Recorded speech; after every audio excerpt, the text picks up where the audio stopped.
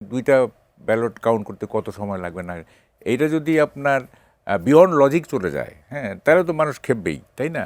লজিকের মধ্যে থাকুক যে হ্যাঁ এটা এত এত সময় লাগবে। ইনভেস্টমেন্ট সামিটের সময় কি আমরা দেখলাম, কি হাইপ, হ্যাঁ, আর ইংরেজিতে বক্তৃতা দিচ্ছে, বিরাট ব্যাপার আর কি, হ্যাঁ, মানে কি বলে যে কি বলে ওটারে, ডলারের চাপে আপনার ওই যে পাইপলাইন জ্যাম হয়ে যাবে, এরকম একটা অবস্থা। হ্যালো, আসসালামু আলাইকুম। ওয়ালাইকুম সালাম। আপনার নামটি বলে প্রস্তুতি করেন। আমার নাম হচ্ছে মনিরুল, চাঁপাইনবাবগঞ্জ জেলা, থানা নাচল। জি মনিরুল সাহেব বলেন।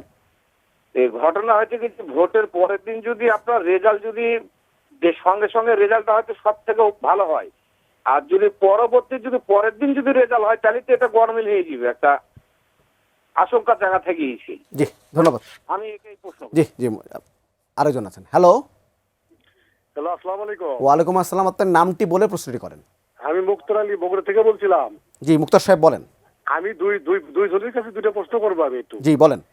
আমি অবসরপ্রাপ্ত উনি সেনাবাহিনীর ওই ভাইয়ের কাছে আমার একটা প্রশ্ন হলো যে এই যে আমাদের যে মোবাইল ফোনটা আপনাকে আপনার ইয়েতে নিয়ে যাওয়ার কথা ছিল না সেন্টারে, যে মোবাইল ফোন নিয়ে যাওয়া যাবে না, হঠাৎ করে একটা দলের থেকে প্রশ্ন আসলো যে না নিয়ে যাওয়া লাগবে। তারপরেই দেখি মানে সেটা আমার নির্বাচন সচিব সাহেব বলে দিল যে মোবাইল নিয়ে যাওয়া যাবে। এই আইনটা কি এত সস্তা হয়ে গেল এই মোবাইলটা দেওয়ার কারণে? আমার মনে হয় যে গন্ডগোলের একটা ইস্যু তো আর হবে কিনা আমার এটা মনে হয়। আর মাহবুব ভাইয়ের কাছে আমার একটা প্রশ্ন একটা, সেটা হচ্ছে কি যে 2 দিন যে গাড়ি বন্ধ থাকবে, অফিস আদালত কলকারখানা বন্ধ থাকলো এই ভোটের কারণে করে, আমাদের কি রাষ্ট্রের কি অর্থনৈতিক ভাবে কতটুকু ক্ষতি হবে না লাভ হবে? জি ধন্যবাদ। আপনার প্রশ্ন বুঝতে পেরেছি। আমি মাহবুব কামাল আপনার কাছে শুরু করি। তাদের উত্তর দিব। জি হ্যাঁ, ওই যে প্রথম যে প্রশ্ন করতে না, ওটা খুবই একটা গুরুত্বপূর্ণ, যে রেজাল্ট একেবারেই মানে সুন আফটার দি মানে কাস্টিং এন্ডস।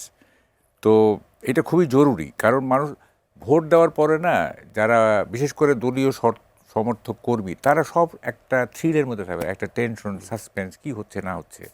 তো এটাকে যদি আপনি ডিলে করেন, হ্যাঁ, তাইলে মানে একটা অঘটনও ঘটে যেতে পারে, উত্তেজিত তো তখন তারা আর কি। হ্যাঁ, যেমন আমি একটা উদাহরণ দিই, যেমন ধরেন আপনি দেবদাস পড়তেছেন না, পড়ছেন তো আপনি দেবদাস পড়তে পড়তে আপনি এক ধরনের থ্রিলের মধ্যে আছেন। তারপরে যখন দেবদাস মারা যাচ্ছে, তখন যদি কেউ বইটা আপনার কেড়ে নেয়, তখন আপনার মেজাজ কেমন হবে? হ্যাঁ, দেবদাস মারা যাচ্ছে, ওই যে সাসপেন্স, ওই যে থ্রিল, হ্যাঁ, ওইটা আপনি সহ্য করতে পারবেন না। তো সেরকম ইলেকশন নিয়ে যে উত্তেজনা চলতেছে, হ্যাঁ, দুই দলের কর্মী সমর্থকদের মধ্যে বিশেষত, তারা যদি ইলেকশনের ভোট কাস্ট হওয়ার পরপর যদি রেজাল্টটা না পায়, তাইলে ওইরকম তাদের কাছ থেকে দেবদাস বইটা কেড়ে নেওয়ার মতো এবার তো হবে। গণভোট আর জাতীয় নির্বাচন যদি একসাথে হচ্ছে, না ওইটা তো একটা মানে রিজনেবল টাইম, তো আমরা সবাই বুঝবো, আমরা তো আর কেউই ইনসেন্সিবল না, তাই না? আমরা বুঝবো যে এই দুইটা ব্যালট কাউন্ট করতে কত সময় লাগবে না, এইটা যদি আপনার বিয়ন্ড লজিক চলে যায়, হ্যাঁ, তাহলে তো মানুষ খেপবেই, তাই না? লজিকের মধ্যে থাকুক যে হ্যাঁ এটা এত এত সময় লাগবে, সেটা একটা। আর যেটা সেকেন্ড যিনি বললেন যে আমাদের অর্থনীতির ক্ষতি, অর্থনীতির ক্ষতি যা হওয়ার হয়ে গেছে, আর নতুন করে ক্ষতি করার কিছু নাই। হ্যাঁ, তারপরে একটা যেহেতু ইলেকশন একটা বড় ব্যাপার, একটা বৃহত্তর স্বার্থে একটা ক্ষুদ্র ক্ষতি আমরা মেনে নিলাম। অর্থনীতি যা ক্ষতি হয়েছে, এটা মানে এখন যদি আমি শুরু করি, তাহলে আপনার 2 ঘন্টা লাগবে এটা করতে আর কি, মানে আপনার শো করতে। অর্থনীতির অবস্থা এত খারাপ কেন বলছেন? কেন খারাপ নয়, কি কারণে? আছে কোনো ইনভেস্টমেন্ট? আপনি বলেন। আশিক সাহেব কি বললেন? আপনার ইনভেস্টমেন্ট সামিটের সময় কি আমরা দেখলাম, কি হাইপ, হ্যাঁ, আর ইংরেজিতে বক্তৃতা দিচ্ছে, বিরাট ব্যাপার আর কি, হ্যাঁ, মানে কি বলে যে কি বলে ওটারে, ডলারের চাপে আপনার ওই যে পাইপলাইন জ্যাম হয়ে যাবে, এরকম একটা অবস্থা। কালকে কি বললেন যে আমাদের পোর্টের র্যাঙ্কিং নিচে, কারণে ইনভেস্টমেন্ট আসবে না। ইনভেস্টমেন্ট নাই। তারপরে ধরেন যে ইনফ্লেশন কত, সাউথ এশিয়া হায়েস্ট, ঠিক আছে।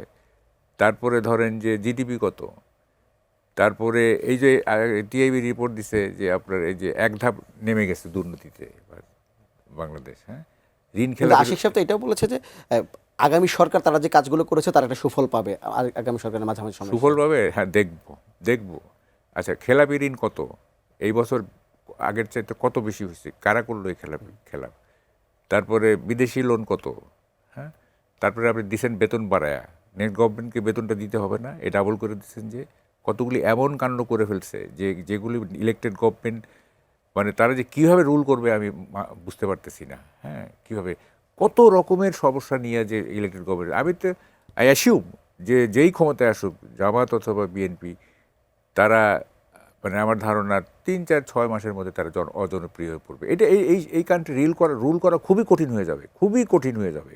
অনেক সমস্যা, ইকোনমিক, সোশ্যাল, পলিটিক্যাল, জিওপলিটিক্স, এত সংকট নিয়ে একটা ইলেক্টেড বলে আমরা কেন এত আশা করতেছি? আমরা তো we are building castle in the year, বাতাসে আমরা দুর্গ তৈরি করতেছি। বাস্তবতাটা কি? হ্যাঁ, আপনি ধরেন যে একটা কথা বাদ দেন, এই যে 5ই আগস্টের পরে যে আকাঙ্ক্ষা নিয়ে এই 5ই আগস্ট হয়েছিল, তাই না? সেইটা তো, এই স্পিরিট তো টোটালি ডেমোলিশড, টোটালি। এটার মধ্যে মিনিমাম কোনো আর ইয়ে নাই। হ্যাঁ, এবং মবক্রেসি যে জন্ম হইল এবং এটাকে সরকারের পক্ষ থেকে এটাকে প্যাট্রোনাইজ করা হইলো, হ্যাঁ, এই মবক্রেসি তো, এইটা কি মানে গভর্নমেন্ট, নতুন গভর্নমেন্ট আসলেই এটা শেষ হয়ে যাবে?